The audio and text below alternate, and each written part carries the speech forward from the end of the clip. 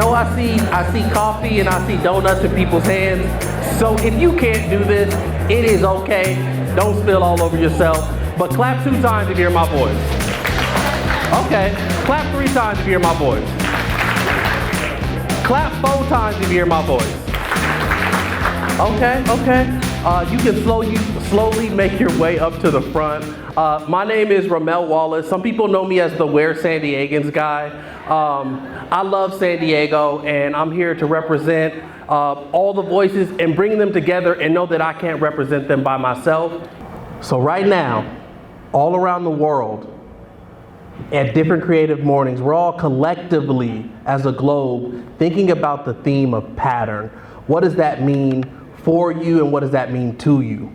These are a couple of bullet points from our HQ at Creative Mornings. Pattern is about finding and forming and breaking patterns, and it's essential to creativity. Which patterns are worth repeating in our relationships, in our work, and in our habits? And which ones should we hold on to? And what new patterns should we create and form? So we want to think about that, especially as we get into our speaker for today. And our speaker today, this is cool because, a lot of people will come up to me and say, how can I speak at Creative Mornings? And it's almost like a reflection, they volunteer to, ring the bell, and then you just say, can I say something? There's something so essential to just showing up, and Max just kept showing up. He was a member of the team for a good amount of time. He was volunteering for a good amount of time. Currently, he's working on building community at Square. He's an avid reader and speaker, and he's an amateur DJ, but I'll take off the amateur part because you be DJing and playlisting.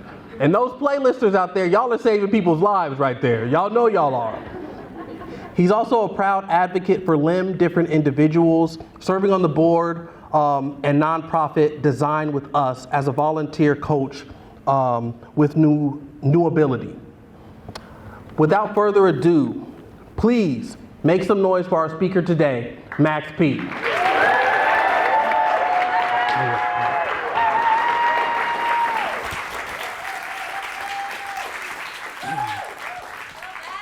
Can you hear me? Everyone hear me? Good? Cool.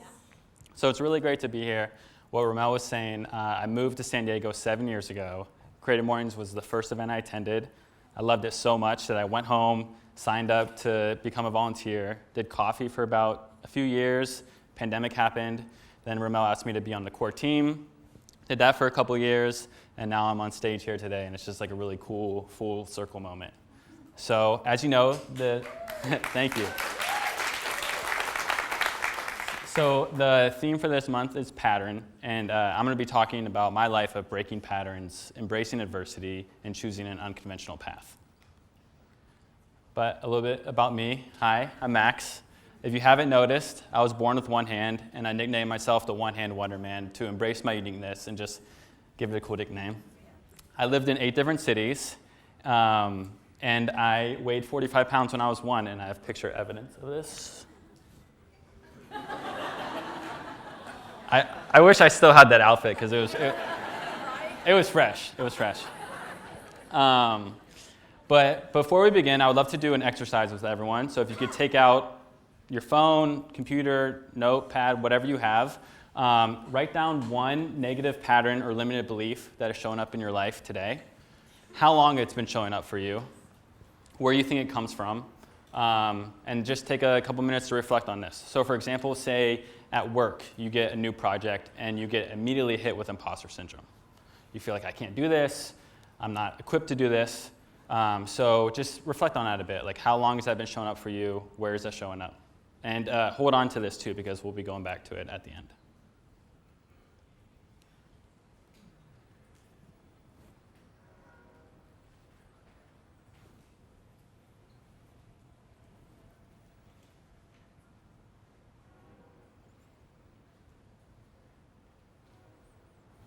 Should have had some hold music. I know, sorry.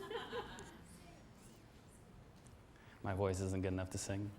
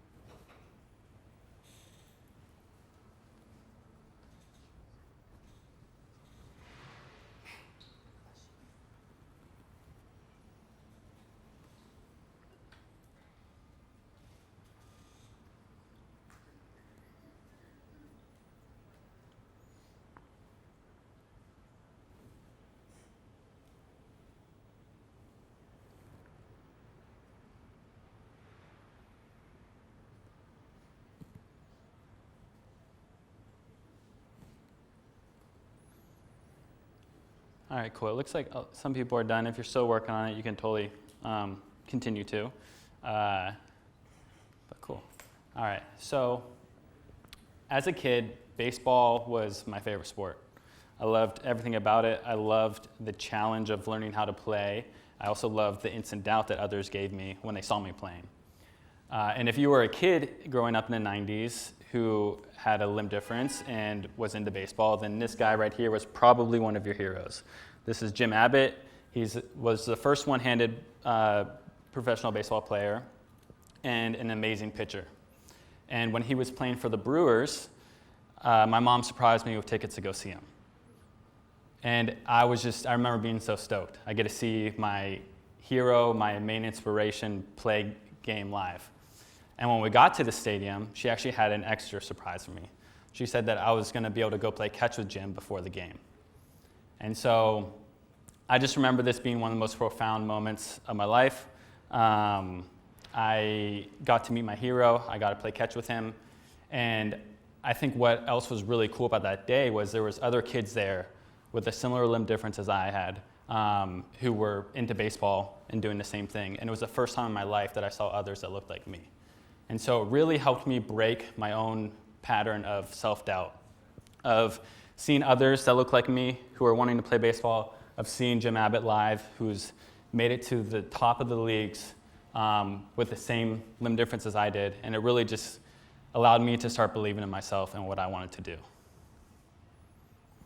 And so as a kid growing up in the 90s in Pennsylvania, I was born into a world that wasn't designed for me, from playing sports to learning how to tie my shoe to putting on clothes. Everything was a challenge. And in one of my frustration moments, I remember my mom sitting me down and telling me, look, I know things are tough. I know you have to figure things out, but there's two mindsets to have. One, that things are hard and it's tough and you have to give up and you just want to give up and you want to make excuses and complain. Or two, you're going to use your disability as a way to push you forward and figure it out anyway. But it's up to you to make that choice. I can't make that for you. Your friends can't make that for you. You have to make it. And so at a very young age, because I had this support, because I had this talk with my mom, I knew that I can't give up. I have to push through. I want to have the mindset of figuring things out, and I want to do everything normal that everyone else was able to do. And so as a kid, I continued to play sports, learned how to tie my shoes, did all this stuff in art class, which was surprisingly really difficult, doing the scissors and all that stuff. And I just continued to push myself. And then one day in the 4th grade, I get home from school, and my parents are in their living room, and they tell me they're getting a divorce. My mom is moving out to California, and my dad's staying in Pennsylvania, and I had a choice. I could go with my mom, or I could stay in Pennsylvania with my dad.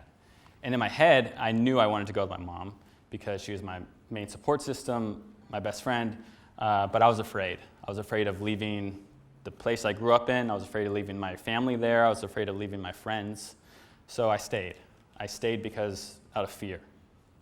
And it wasn't long after that I realized that that was a huge mistake. I wasn't happy. I regretted that decision. I felt like I should have made that move. And so through a bunch of conversations, a bunch of convincing and talking with both my parents, I was able to make the move out to California. And the pattern I broke there was letting fear hold me back.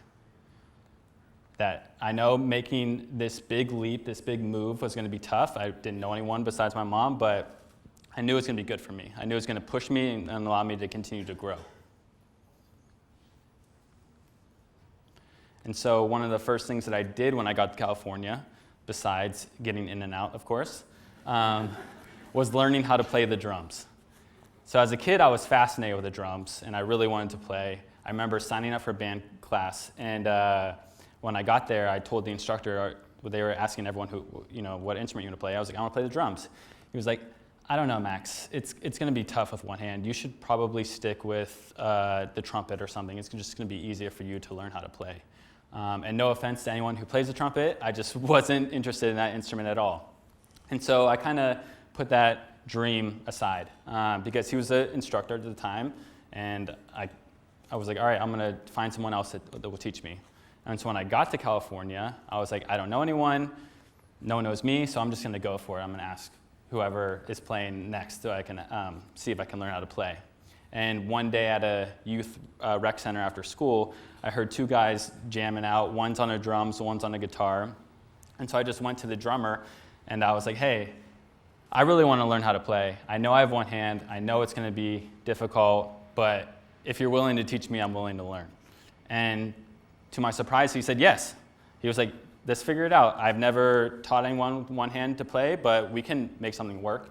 And so through trial and error, we ended up finding one of those like Velcro straps that you tie cable wire around my hand. I was able to hold the drumstick there and mimic playing with like two hands.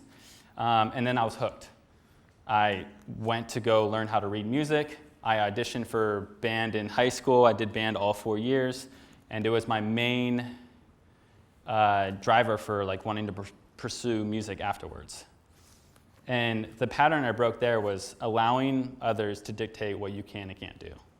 That if you really have the mindset to do something, you can figure it out, and you'll find someone to help you get you there. And so after college, after high school, I went to college in the Bay Area. I wanted to pursue music. Ended up seeing that there's a whole business side to music and was like, cool, like this is awesome. I interned at a few labels. I worked at a music marketing agency, went back to a record label, and I'm in my early to mid-20s at this point. I'm like, I made it. Life is good. I'm in California. I'm in the Bay Area. I'm working in music. Like, nothing bad's going to happen, and it's going to be all good. And then one Sunday, I get a call from my sister, who said that mom checked herself into the hospital over the weekend. She didn't tell anyone because she didn't want anyone to worry, but she's not doing well, and I need to make the next flight back home to prepare to say our goodbyes. And so in an instant, my whole life changed. My best friend, my supporter, my everything was gone. And through this grieving process, I was reminded of my mom's energy, her spirit, her willingness to just go for it, of not being complacent, of not wanting to do things for the status quo, and just her positive self. And so when I got back to work, I had this epiphany that I was like, I'm not really happy. I thought working in music was going to be my thing, and I thought this was it, I'm good. But then I went through this huge traumatic experience, and I was like, you know what? Like, I'm not happy. I don't want to have to commute to the office every day. I don't want to be pigeonholed in this one career. I want to do something different. And so I quit. I quit my job with no savings, nothing lined up, nothing. And I don't recommend for the added stress. But I knew I needed to do something different. I wanted to travel. I wanted to work remote. I wanted to start my own business.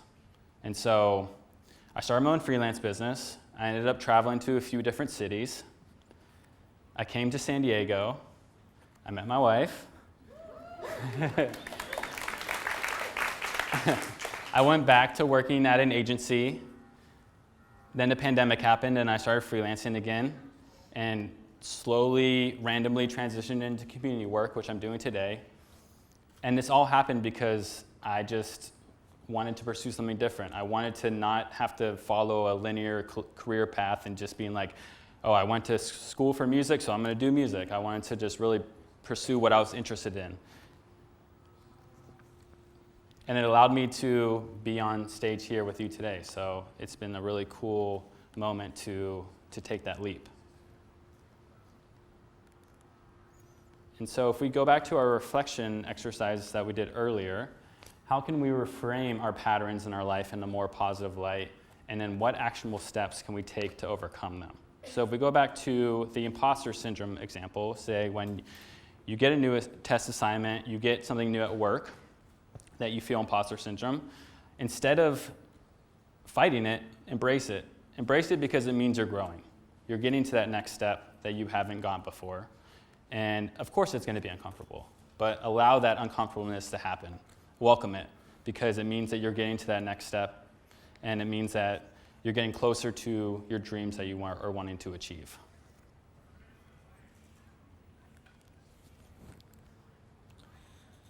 And so some takeaways from today. You have the power to break any pattern.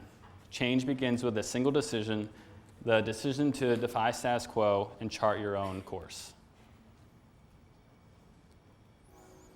And embrace adversity as a catalyst for growth. Every challenge you face is an opportunity to cultivate resilience, expand your horizons, and discover your true potential.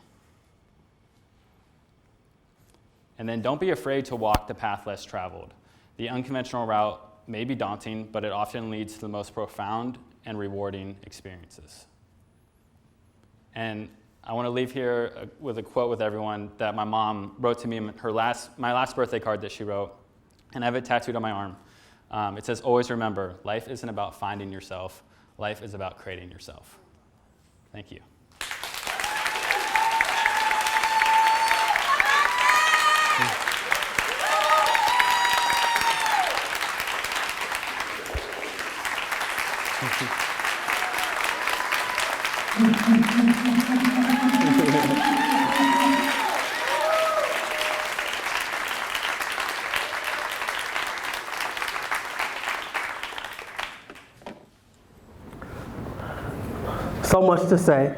So much to say, and it makes me just want to scream, wop, wop, wop, wop, wop. It does, and I guess I did. Sorry. But I want to give this to the crowd first because, we want to allow people to be able to exit at 10 o'clock because that's the time that we told people. We want to, commit to that promise as well. But we can do maybe 3 questions. So if you have a question for Max that has to do with his story, raise your hand and we can just give you the mic and you can ask your question. I see a question right here. Okay, thank you. I can do 2 jobs. So cool, just followed you. You guys can follow him.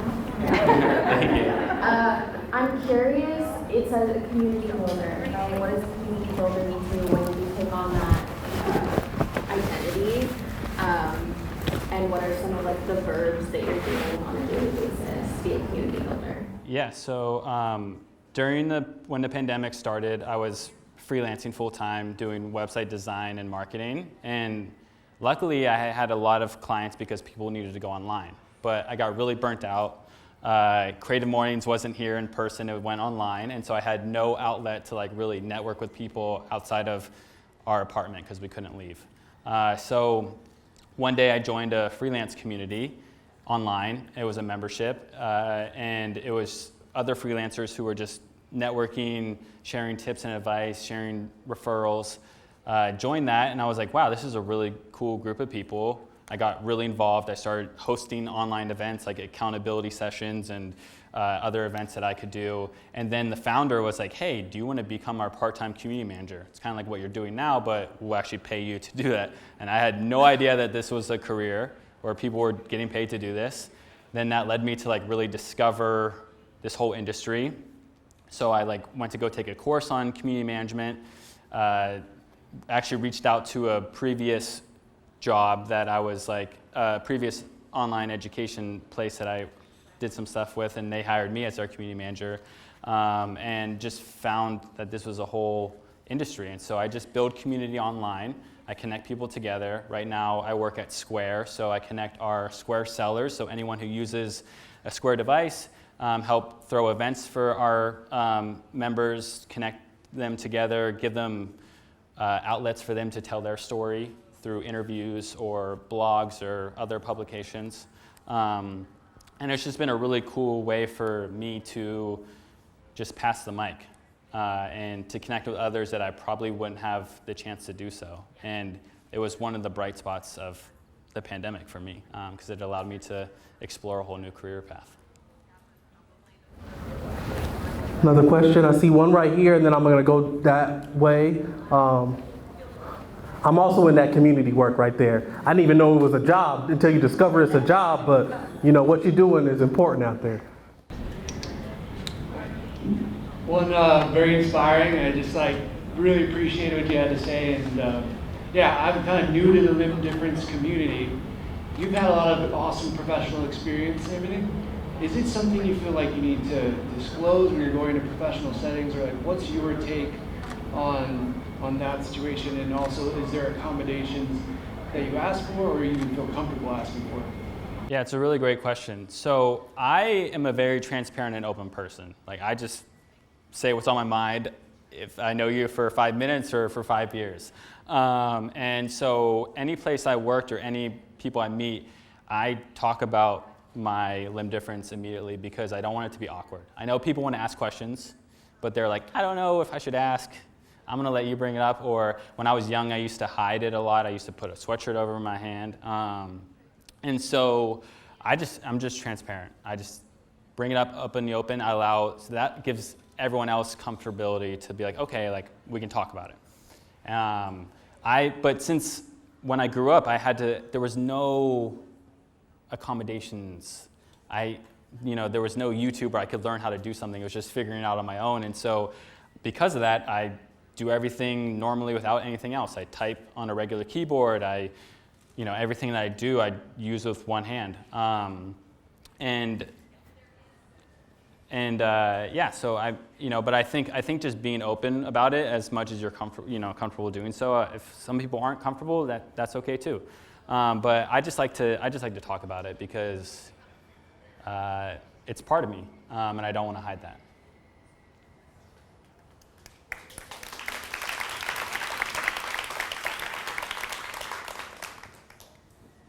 Hi, I have a third question back here. My name is Jane, and first of all, thank you so much for sharing your story. It was so touching in so many different ways. But as someone who has grown a lot, in your career, in your creative path, what is something, or is the limiting belief or pattern that you're currently working on right now? Yeah, so I think one of the reasons why I brought up the self-doubt of imposter syndrome is because I constantly go through that. I'm still relatively new in community work, and so having to start over was a huge shift for me. I was coming out of website design and marketing where I had years of experience doing that to something completely new. And every time I get to the next level, I just feel like, oh man, I'm not as good as someone else, or I'm comparing myself to someone that's been doing this for 15 years. And so I think that's something that I'm constantly struggling with and working on is the comparison mindset of just, of not focusing on how much I've grown personally and comparing myself to someone else's story, and the imposter syndrome. So I think it's a continuous work in progress. Luckily, my wife really helps me out when I have my struggle moments. But yeah, it's just something that I constantly deal with. And I think a lot of us do, and we don't talk about it enough. Thank you.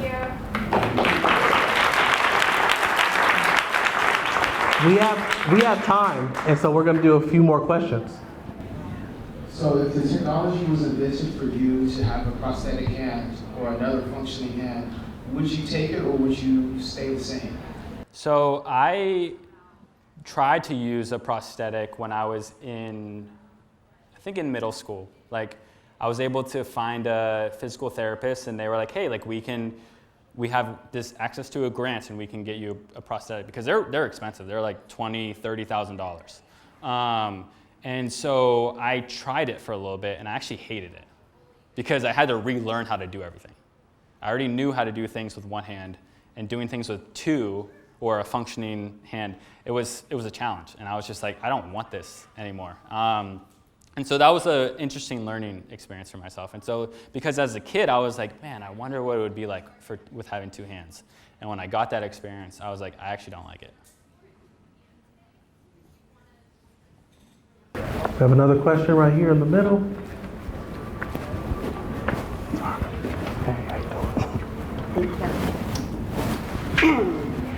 Good morning, Max. Bear with me, my voice is still a little raspy. Your story is very touching. Thank you for being so vulnerable. I agree with you. We don't talk about imposter syndrome enough. Like, we're all feeling it. We're all kind of making fun. What really touched me was the story about you and your mother. I'm a single mom, and how your relationship is so profound, and then you experience the traumatic loss suddenly. And I know mourning is something that is personal for everyone, but it's such a tough journey. Is there anything that you can share, like certain tools, things that you need into that help you not just get through it, but like process through it? Yeah, that's a great question. Honestly, it's a bit of time of just being with it. I got tattoos, so my whole arm is dedicated to my mom, through flowers to her handwriting to the Bixby Bridge up in Big Sur where we actually spread her ashes. So my whole arm is dedicated, and it allows me to tell this story because people are always like, I like your tattoos. And I'm like, cool, I can talk about my mom through this. So a bit of that has helped, journaling, talking about it. At first, I was also able to get a therapist right away, and I think that was a really powerful thing because, when you're in your 20s and this happens, you're like, oh, I'm just gonna bottle it up. And so it allowed me to actually talk about it, of actually sitting with it, connecting with others who went through a similar loss, because sometimes too, you feel like, oh, I'm the only one that went through that. But there's a lot of people that have experiences. So just talking about it, being vulnerable, has just allowed me to share this story, of continuing to share my mom's story, and to heal. Mm-hmm. Hey Max, over here. My name is Rob, and I'm an able-bodied person, but I think like many of us, we don't really think about other people's experiences until it kind of hits us in the face, right? I just found out that one of my friends is in the hospital, and there's a really good chance that she's going to be paralyzed from the neck down for the rest of her life, after accident of all things. I'm curious if you have any communities, any tools, any resources that you can recommend that we can study up on or just get in touch with to be better allies and supporters for this community.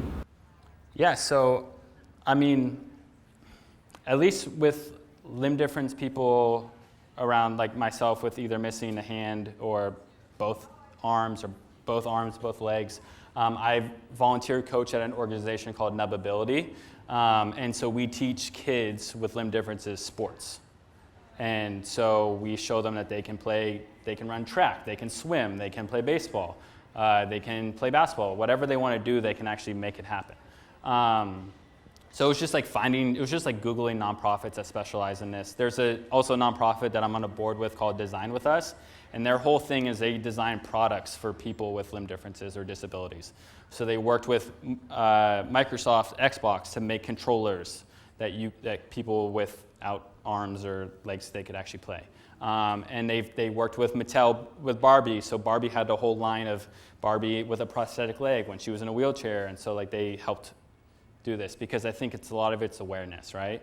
And then it's just being aware of just regular things, of just being okay, how can I make things accessible in terms of a ramp? Or when people park, I think about this all the time because I have friends in wheelchairs, when people park on the street and they're blocking the ramp, to get up on a sidewalk, it might not seem like a big deal, but it could actually prevent someone's ability to get up there.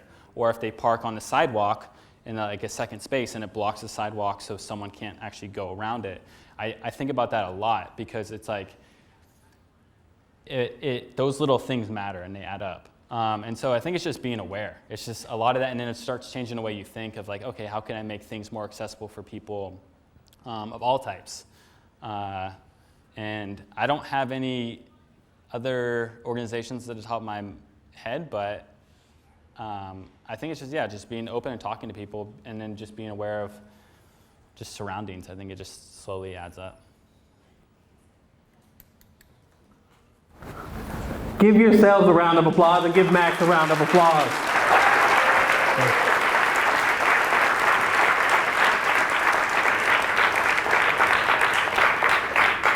What time is it right now? It's almost that time. It's 9:58? Okay, cool. You good, you on it. Max is on it. Before we leave here today, I want to give you your flowers and just say Thank you for teaching us how to transform grief, how to transform challenges. And I intentionally use the word transform because it's not like you just go through them, but you go through them in a magical way and you turn them into something that you couldn't even imagine. And it's beautiful. And we feel that in your voice and the way that you use words. You're so kind and empathetic and powerful. And the proof that you could be empathetical and powerful is in your being. You just feel it when you interact with Max. Or if you see the post on LinkedIn or on Twitter, you feel the life that's lived in interacting with you. And I really appreciate that. And I hope people can take that with them and apply that pattern to their lives of transformation in beautiful ways that you couldn't even imagine. Before we leave, is there anything that you want to say? Any last words? No, I'm really grateful to be here. I'll be around a little bit too if anyone wants to talk to me, but yeah, I love to share my story. I love to connect with others. I love being a part of the San Diego creative community, so I just can't thank you enough for being here. Oh, thank you.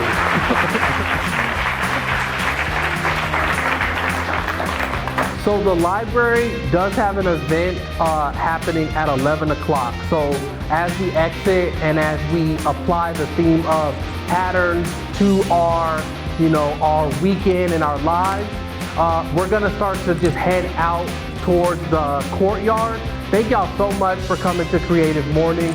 It was amazing to transform with you, and I will see you next month. Y'all have a great rest of your Friday and weekend.